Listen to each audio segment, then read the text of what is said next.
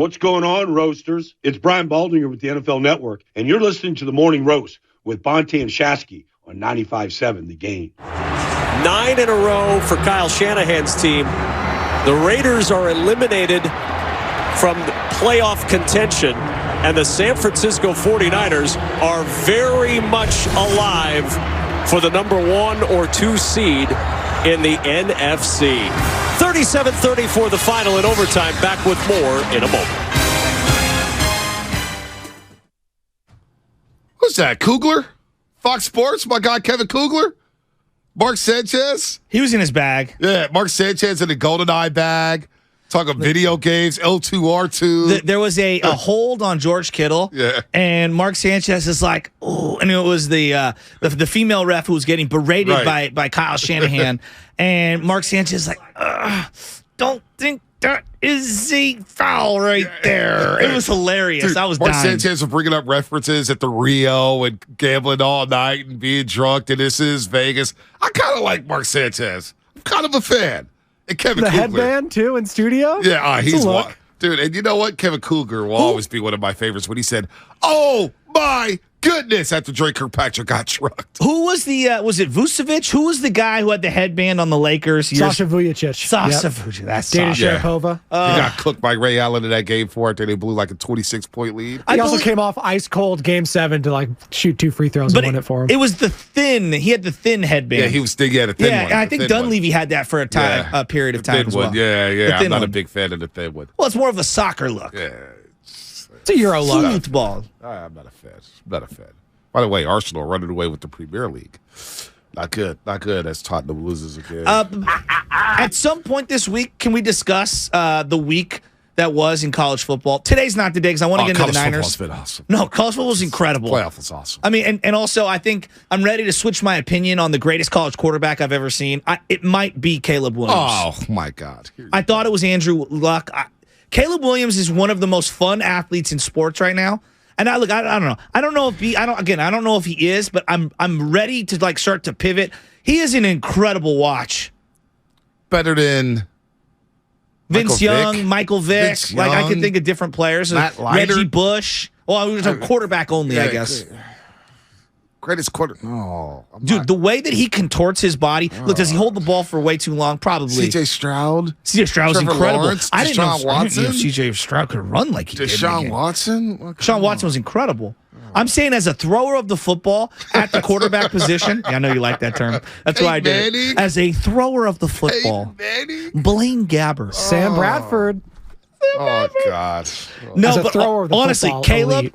USC can't stop a nosebleed on defense. Caleb, though, I mean Caleb's this. Nice. In terms of fun I'm not watches. going greatest ever, but he is a fun watch. B. So is C.J. Stroud. He's up there. C.J. Stroud's good. And Bryce Young's so much fun to watch as well. Bryce Young was good. We need a Will Anderson and Bryce Young. We needed the 18 playoff. 18 playoff this season would have been nice. I'm with you on that. Niners win 37-34 in overtime. 37-34. What a Purdy game. Again. He hasn't lost as a starter yet. George Kittle balling as always. Ayuk on his way to having a 1,000-yard wide receiving season. Probably the best first-round pick at the wide receiver position since Jerry Rice. I mean, better than J.J. Stokes. He's already eclipsed J.J. Stokes' career high for receiving yards in the season. We know about Rashawn Woods. We know about A.J. Jenkins. Name any other first-round busts at the wide receiver position. Brandon Ayuk's been very, very good. And I believe, and I said this in training camp, or toward all season, he's the best pure wide receiver on this football team. Yeah, I think so. I think that's a good say. Although Christian McCaffrey's not too far behind. Whoa. Christian McCaffrey, wow. I mean, this guy, what doesn't he do? I'm asking sincerely, straight up. We all know he's great. He can catch the ball. He's an unbelievable runner. I feel like his patience and then his ability to sync up with Juszczyk is getting better each and every week. What's the hole in his game? No, he doesn't have a hole in his game. I mean, the screen game, angle routes, Texas routes, fade routes, toughness, out routes, runs right through you, knows when to fall, I love the way he braces for tackles. Yes. He never puts himself in the position to where he's going to get blown up. Maybe pass blocking is a weakness. I don't know. But this is the difference maker. Brock Purdy's going to steal all the headlines, and Brock Purdy deserves a ton of credit. Oh, he's playing so well to the point where I would be disappointed if the Niners weren't in Glendale, Arizona, playing for the Super Bowl. That's how well Brock Purdy's playing. And I know I say it week by week, but I would be disappointed if they didn't make the Super Bowl. That's how well Brock Purdy's playing. But the difference, again, is Christian McCaffrey. Yes. This is why I wanted him to swing the deal for a home run hitting running back. We always discuss Steph Curry's gravity on the basketball court, how it opens up the floor for Dre on those drives, or Klay Thompson from the three-point line, and everybody, Andrew Wiggins. Well, the gravity is Christian McCaffrey. Don't you see it, folks? Brandon Ayuk seeing one-on-one all day. George Kittle seeing one-on-one all day, running wide open. Because of number 23, Christian McCaffrey, he draws so much attention, whether it's linebackers, safeties, corners. This guy's the real deal, man. He's the real deal. And that trade is going to go down as an all-time heist. ESPN had ranked the trade the day it happened as a C- for the Niners. They're idiots. In terms of what they gave up and blah, blah. We overvalue the draft picks. Right. We all agree. But, like, this dude's a superstar. And like, I don't say this flippantly. Look, John the Jet Perry, Jimmy Johnson, Hugh McElhaney. Yeah. They've got John Henry Johnson. They've got some great Hall of Fame level running backs in their arsenal. Roger Craig, Frank Gore, Ricky Waters. I ask you sincerely, in terms of raw talent to do all the things we're talking about, is there a guy more talented than Christian McCaffrey ever in the history of the 49ers backfield? The one who can make the argument is Ricky Waters. I'll listen to that. Ricky Waters was a wide receiver at Notre Dame, so he knew how to run all the routes. I think people forget how dynamic he was from the running back position. And the 49ers in the 90s were never the same once he signed with the Philadelphia Eagles. They were never the same. He had 10,000+ yards from scrimmage as a runner. Just a runner. As a runner. As a pass catcher, add another $5,000. His hands were great. He was bigger than Christian McCaffrey. The speed is right up there. He probably had more open field moves than Christian McCaffrey. Yes. He was more wiggly. Yeah, he's got more wiggle. Ricky Waters is the guy I put up there. Okay. And Ricky Waters is a borderline Hall of Famer. I agree with that. So that's where I'm at with Christian McCaffrey. Think of what I just said there. Again, we have some all-time great. He broke Roger Craig's, most catches in the first 5 years or something like that. Most catches in the first 6 years. I couldn't believe that stat. I was like, oh my god! And he did it in like 25 less yard games. Yeah, I know. Well, they throw the ball a lot to him. No, He's out there in the slot, I know, but that's like still. That. And remember, Roger Craig was a fullback to start his career, but Roger Craig is a Hall of Famer. No, I'm with you. I don't get why he's not in the Hall of Fame, first 1,000 yard player out of the backfield. But to see him eclipse that record is wild. Christian McCaffrey can do no wrong, and he carried that offense because Brock Purdy was checking it down a lot in that football game, and he got away with some no throws in that one. Got to remember he's a rookie. 5. I counted 5 in just the last 3 quarters alone. Yeah, but that's okay. Like we'll get to that when we need to. But there was the screenplay where Purdy's got a guy in his face, and they're setting up for a screen. He gets rid of it quickly, which was a really nice play by him. And then McCaffrey, after a Brunskill great block, just like, whoop, whoop, boom, upfield. And you're like, oh, my God, that's a 40-something yard play that sets up the Jordan Mason touchdown. And it just, he flips the field so quickly, and he gives you that little, leak route. There was one, by the way, talking about the throws, where Brock went to the check down way too early and threw late to the flat, and I thought it was going to be a pick 6. No, Christian McCaffrey this is why you make the deal for him. This is why we were so excited about the deal. Let's take some calls real quick before we get Baldy on. Baldy's going to join us in 3 minutes. Brian Baldinger for the first time in 2023. Let's go to Adam in San Francisco. Adam, what's happening? You're on the roast. Happy New Year. So I got something for you guys. You ready? Yeah. Let's do it. All right. First off, I want to give a toast. A shout out to the boys on the morning roast. They out here, and they're doing the most. Now let me dive in, and I'm about to boast. I don't know what's up with all of these haters. Niners went to Vegas, and they beat the Raiders. They kind of like Luke that makes his Vader. Brock Purdy's so good, he's going to evade you. 1 week to go. You got to close it out. This is AWOL, speaking straight from the mouth. Faithful to the Bay, you know what it is. Now hit that Mac Dre and show me that fizz. Happy holidays, boys. Let's go. AWOL. AWOL, we're not talking about AWOL Records with Killer Tay. Oh, remember AWOL Records? Fullies with Fullies. Yeah, come on now. Sebo! Oh, man. Ludy Coleon? Juice? They call me Corleone. What? They call me Corleone.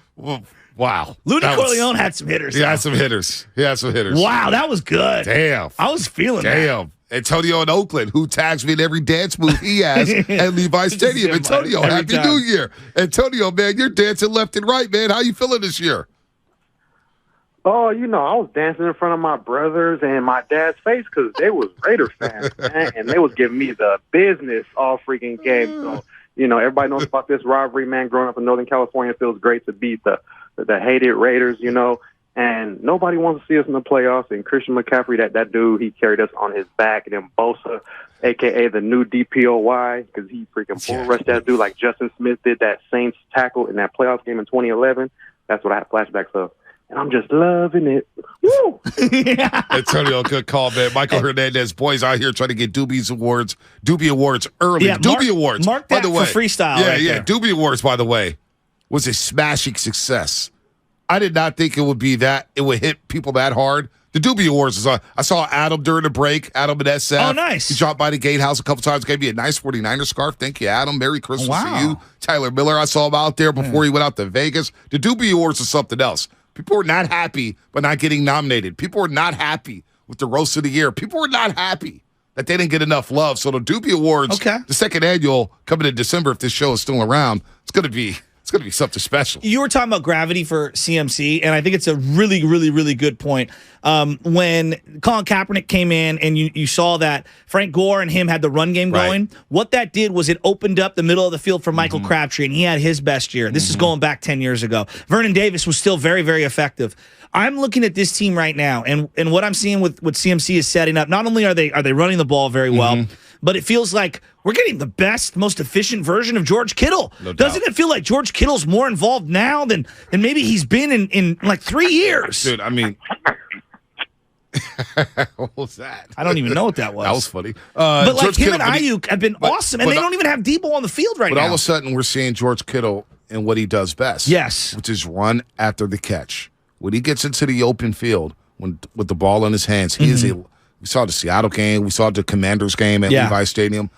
In the open field, nobody wants to tackle him. No. And did you see the great throw by Brock Purdy, having the patience there on that first touchdown throw to George Kittle in the back of the end zone? Again, he's saying one-on-one for the first time forever. I know. The Rams game, I keep going back to the Rams game. It's so fun when McCaffrey ran a little out, and Ernest Jones, the linebacker for the Rams, number 53, all of a sudden was like, oh my gosh, where's 23 at? And Kittle's right down the seam wide open for a nice catch. Kittle's playing well. Ayuk's playing well. This offense is humming. And they pick up the defense as the defense gave up 34 points to the Las Vegas Raiders. I don't want to say Oakland Raiders, but Las Vegas Raiders out there. If I hear the duel in the desert one more time. That was pretty fun. You like that? You didn't like that? I mean, it's just... Duel in the desert, baby. New Year's Day. The duel in the desert. That's the best we've got. Oh, man. Let's get the Baldy, man, for the first time in 2023. He breaks down plays better than anyone. I mean, this is like Shark Week now. And you know what Baker Mayfield is? He's chum. Look at these sharks. You think you're getting away from those 4 angry sharks? It's Shark Week. It's time to eat. Make the read. Urgency. That's the name of the game right here. Urgency. Now. On it.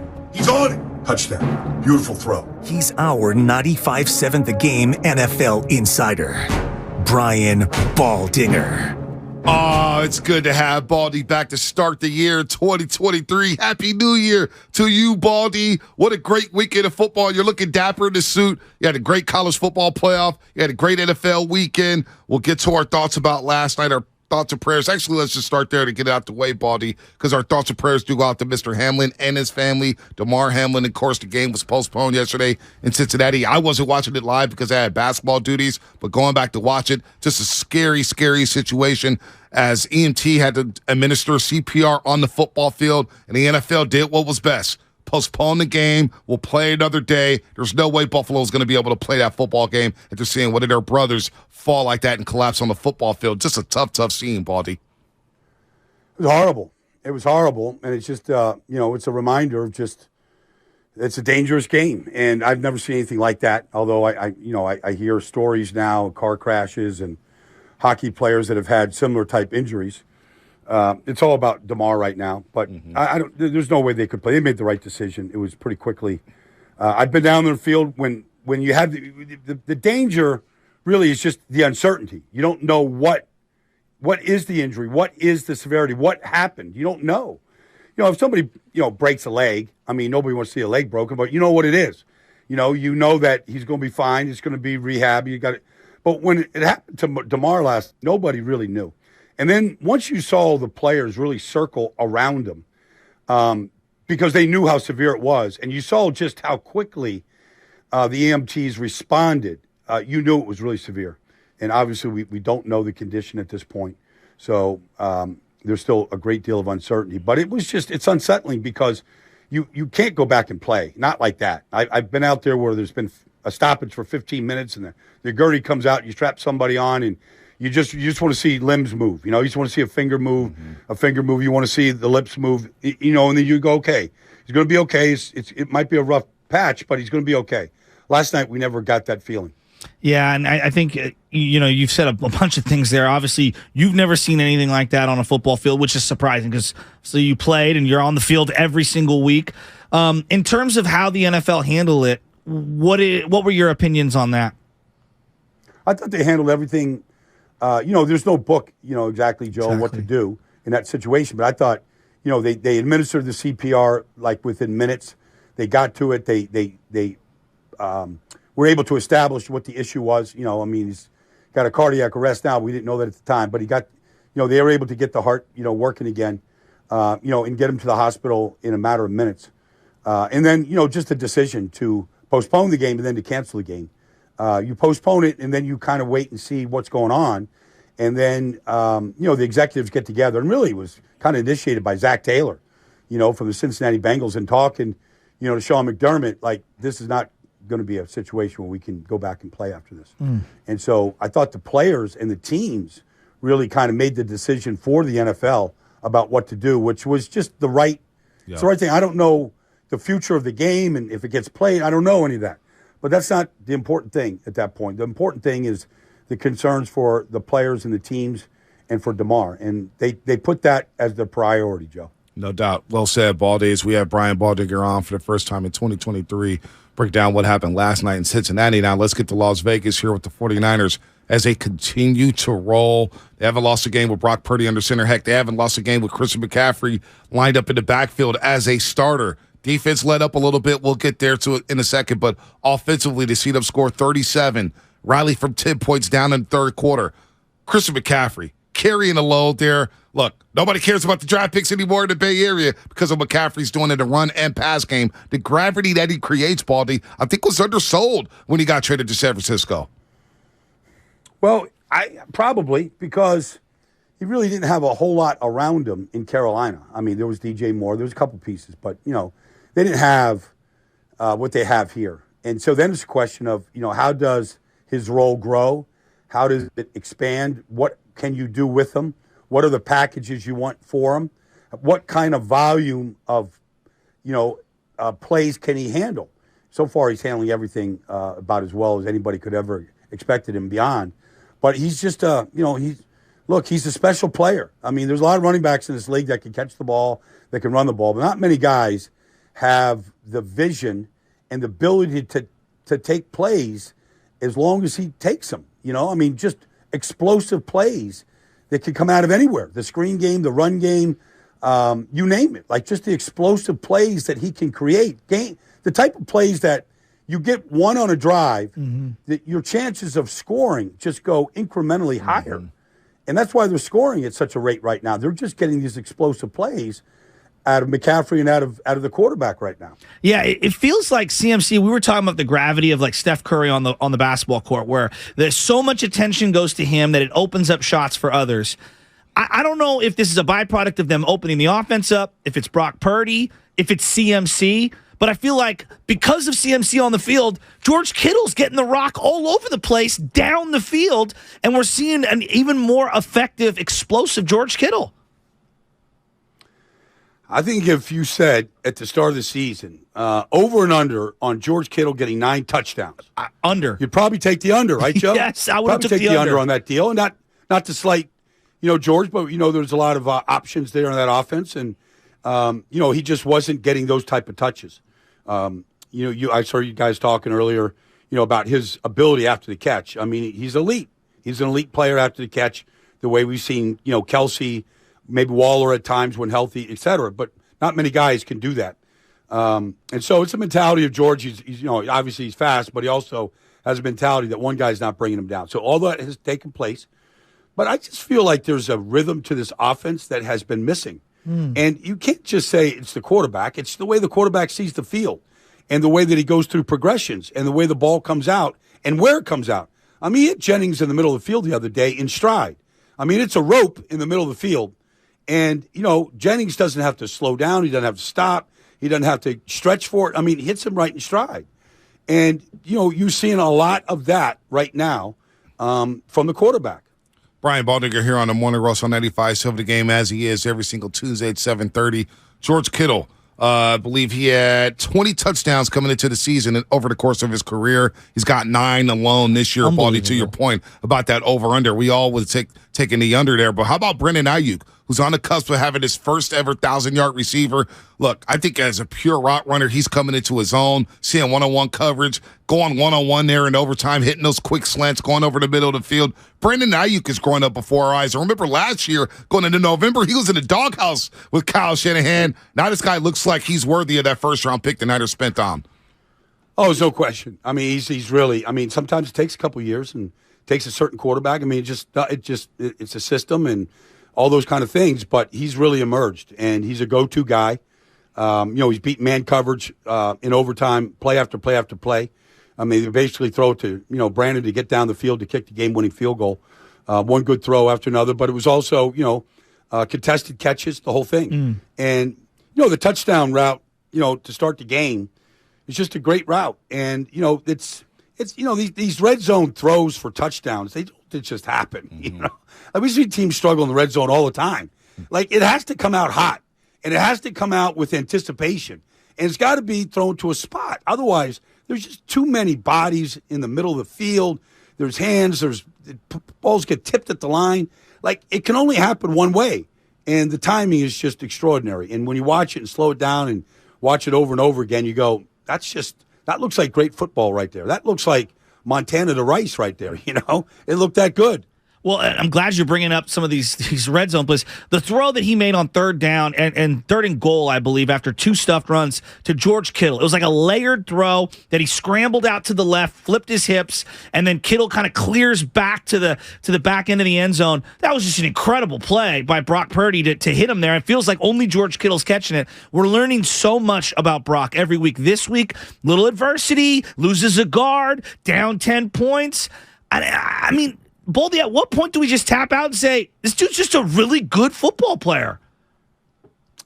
Well, I think we should. I think that's established. I think really, honestly, for every level of 49er fan, whether you're John Lynch or a guy sitting at Levi Stadium or you sit in your living room with your dad, Joe, whatever level you're at, just enjoy it. Yes. I mean, it's fun to watch. Just sit back and enjoy it. And if you're one of those people that are just waiting for the shoe to drop, all right, be that person.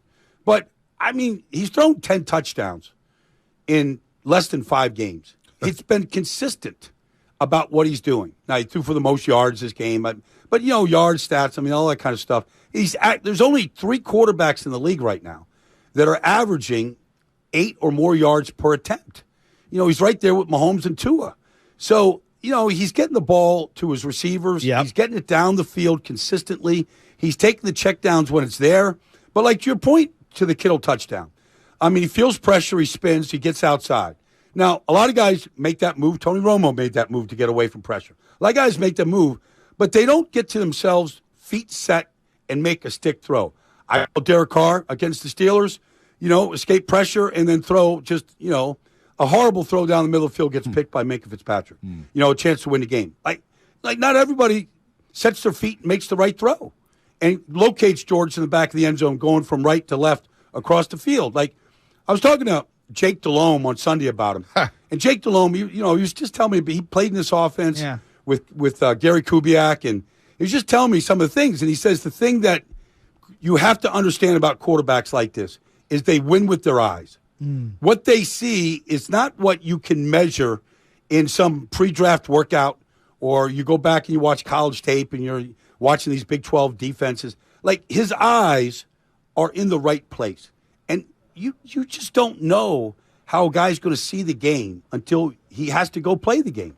Unbelievable. Baldy here on the Morning Rush on 95.7 The Game. But Baldy, the way Brock Purdy's playing, I would be disappointed if the Niners didn't end up in Glendale. That's how well he's playing. I've forgotten the fact that he's a rookie, forgotten the fact that he's a third-round pick. He's Mr. Irrelevant because he has such command and down 10 in that third quarter, still making big-time throws, bouncing back from the interception. You can't say enough about Brock Purdy and the command that he has in his offense, in which Shanahan now feels like he's in his bag. He's dialing up everything. We're seeing screens. We're seeing exotic play calls. Kyle Shanahan, I think, is having his best season as head coach of the 49ers, Baldy. Well, there's always a relationship, Bonte, between the head coach, the play caller, in that case, Kyle, and the quarterback. And there is a dialogue that goes all week long and game day. And sometimes I have been critical of Kyle at times, just talking to quarterbacks that have played for him, where he can be too rigid. And Brett Favre fought against it with Mike Holmgren, and quarterbacks have fought against that rigidity of a coach and where the ball's got to go. Because sometimes the quarterback just has to feel the game. He's got to see it. You got to blow off a call, got to go someplace else. And sometimes, you make a mistake because of it, and sometimes it's the right play. And so there's a balance there. Like, you're not going to just blow the coach off. You can't do that. But at the same time, Kyle's on the sideline, you're on the field. You're seeing it, you're feeling it, and sometimes you just have to kind of take things in your own hand. And I just think there's a real good relationship between both these guys and how they're seeing the field right now, and what they're reviewing, what they're installing, what they're talking about, while the defense is on the field. But look, it's fun to think about Glendale in Super Bowl 57, but you just saw a quarterback make his first start for the Raiders, and you saw what a hot quarterback with really good receivers can do. And there's 34 points, and the game is in overtime. Yeah. That's what you're going to get in the postseason. That's what you're going to get, potentially with Dak Prescott. That's what you're going to get if Aaron Rodgers is in there. That's if Tom Brady is in there, with the way Jalen Hurts has played, the way Daniel Jones is playing right now. You're going to get hot quarterbacks. And so the league's number one defense didn't look like it on Sunday. But look, Devontae made one great play after another. Darren Waller's a handful. Hunter Renfrow, nobody could guard him. And they got the best running back in the league. So, you could say number one stats and all this kind of stuff. Hey, they got it handed to them because they executed. And they blocked the guys up front. And, that kid played great. Really great. And so that's what the postseason is. Who's going to raise their game? And then, at that in those moments and in those games. Baldy, before we get to the defense, just one last thing on the quarterback, because I think a lot of people were like, wow, Jimmy Garoppolo's playing the best football of his career, and I felt like he was. And they were winning games, and they're on this huge streak. If you, an unemotional film studier, was comparing the two quarterbacks right now, what is it that makes Brock Purdy different from Jimmy Garoppolo that's adding elements to this offense? I just think his general movement, the way that he moves, and the way that he gets himself set to throw. We have all seen Jimmy, when the clock is ticking and you're past 2.5 seconds. We've all seen those feet. We've all seen kind of the throw where he just doesn't, he's got a good quick release, but he doesn't really step into the throw. Sometimes, the ball is sailing on him, and in the middle of the field, we've seen some dangerous throws.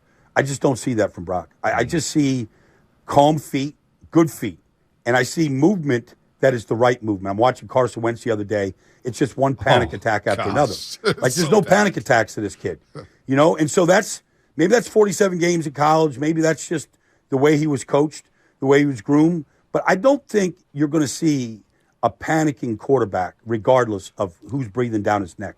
I just think you're going to see smart decisions and the footwork that's going to be able to get him to a good spot to make good throws. Paul, you bring up Carson Wentz. I was watching that game, Baldy. He Ron might Rivera. be done. He might be done. He doesn't look like an NFL quarterback anymore. It's embarrassing. No, the way Carson Wentz plays. He's killing worms out there. This is the worst feeling in the world when you're throwing the ball to Brian Robinson. You're killing worms. He's sailing the ball. He can't make because his mechanics are horrible. Yeah. Right. One thing about this Brock Purdy, people want to debate his arm strength. They did that with Joe Montana. Just watch the kid throw anything. Put a beanbag in his hand. Watch him throw a beanbag. The kid knows how to throw a ball. Agreed. Weight transfer. just mechanically, arm slots. he's very sound. He's using different arm slots. He contorts his body. Yeah. Oh, yeah. He's done a really good job. Like, guys are coming in and boom, will hit the screen with like that shortstop side throw. Well, just throwing the ball away when he's evading a rush. He doesn't panic. He waits until the last second and boom, Well, the throws third it out of bounds. look, the second play of the game, there's a complete breakdown of protection. Yes. Max Crosby's coming, and look, a lot of guys freeze in that moment. Here comes Crosby right down your neck, and you just have a suddenness to him to escape it and to throw the ball away, which was the right play. And what we're waiting for, Baldy, is, hey, can he carry the defense if they have a bad day? The defense had a bad day Sunday against Jared Stidham and the Raiders. Bosa was special. But there's one concern, Baldy, that I have, and it's the back end of the secondary. Tampa Bay hits him big with Mike Evans. It gets called back due to a holding call. We saw Dotson from the Commanders drop a deep pass that would have put Washington up 7-0. We know what Kansas City did. We know what Miami did deep down the football field. One area of concern I have going into the playoffs is the back end of the secondary. They're starting to get beat. We see Lenore getting picked on. Hufaga's getting picked on. Is that a concern that's valid, Baldy? Should I be concerned about that? Well, I mean, look, how you play the ball in the air determines the outcome of these games on Sunday. And so everybody has concerns on the back end. I mean, whether it's pass interference or man coverage. You're trying to stop the elite players in this business down the field. I don't care what your name is. It's a tough day. It's a hard day, and there's no guarantees that on any given day that guys can't get behind you. It's just the way the league is. It's the way the rules are.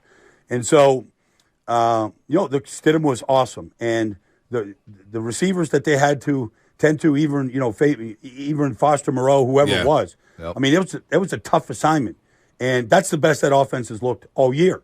And the quarterback got the ball out. He saw the field really well. Maybe he's the next Brock Purdy. We don't know. It was his first start, And so I remember Jared Stidham. He's from Stephenville, Texas. Art Briles recruited him to Baylor. #1 recruit right there. I remember doing his games before he got hurt his freshman year. Like, he was the most highly recruited kid in the country and went to Baylor and Art Briles. And then Art got blown out and he transferred. But this kid was all world in Texas growing up. And so, but I'm just, look, that's another story. But that's playoff football right there. You get a hot quarterback. I saw Brady just carve up the Panthers on Sunday. You just saw Rodgers do the same thing. Like, you're going to go up against elite players. You might have to overcome that and score 37. Yeah. In terms of overcoming, and I know Bosa, we talked every week with you about Bosa. We know how great he is. I want to talk about the coach for a second. You are up front and you see Philadelphia all the time. You've been very praising of Jalen Hurts and Sirianni and the job that he's done. And I'm sure there are 3 or 4 other coaches that deserve recognition. I'm just looking in my backyard. To lose all these quarterbacks, to do what they're doing with Brock Purdy, to lose Deebo Samuel multiple times this year, to lose George Kittle at the start of the year, to lose Trent Williams, to lose another guard, to lose some of these guys on the defensive line. What they've done this year, to me, overcoming all that adversity, I feel like Shanahan deserves to be Coach of the Year. Where you stand on Coach of the Year right now? Well, look, you have a good argument, Joe. All right. But, if you look at the roster, anybody better than Trent Williams? How many are better than George Kittle? How many are better than Christian McCaffrey? How many are better than Fred Warner? How many are better than Nick Bosa? I mean, they've got 8 elite players on that roster that are as good as anybody in this business. If you compare that roster to what the Giants are doing, who are going to the playoffs. Well, Dayball's been amazing. Football. Yes, I agree. And so, I agree. It's there. really about what do you have to work with? Yeah. What are you working with? Now, you can certainly make the case your quarterback is Mr. Irrelevant, a 7th-round rookie, the 262nd player taken, and you're undefeated. It's crazy. So, look, there's a part of Kyle that deserves a ton of credit for all of this, and the organization a ton of credit. And so, I mean, it's going to be a fierce battle, to be honest with you. For who's your pick? Well, I mean, I just look at what the Giants are doing. I mean, they have 5 guys playing on defense that weren't on the roster, on Labor Day, that are playing, and their best player on defense, Xavier McKinney, on his bye week, rolled a ATV and broke, right. He's got a broken hand. So, I mean, it was just so. I would say Brian Daboll right now. Yeah. The fact that they're in the playoffs and playing great football, that have to just what he's coached and what he's working with right now and how he's developed his quarterback into a frontline quarterback, that'd be my choice right now. I mean, Dayball, Sirianni, you could say Dan Campbell in Detroit, what they're doing. Yeah. Pete Carroll's did a good job. Hey, you talk about the roster construction. Maybe John Lynch deserves credit for Executive of the Year. Also pulling the big deal for Christian McCaffrey here with those 3 picks in the upcoming NFL draft. Unbelievable trade, swung things in the NFC as the Niners have won 9 games in a row, and they're now the number 2 seed in the NFC after Minnesota gets blown out in Green Bay. Going to be a lot of fun this weekend to see how the seeds play out here, who gets home field advantage, what happens, who's in, who's out. But a great weekend of football, and great to talk to you, Baldy, to start the new year as the Niners win their 9th straight game day in the season against the Arizona Cardinals, who may be mailing it in, getting ready for Cabo or Cancun. Who knows what's going on with the Arizona Cardinals. Baldy, always good talking to you, brother. See you guys. Happy New Year to you. Happy New Year. You're the best. Talk to you next week. Absolutely, Brian Baldy.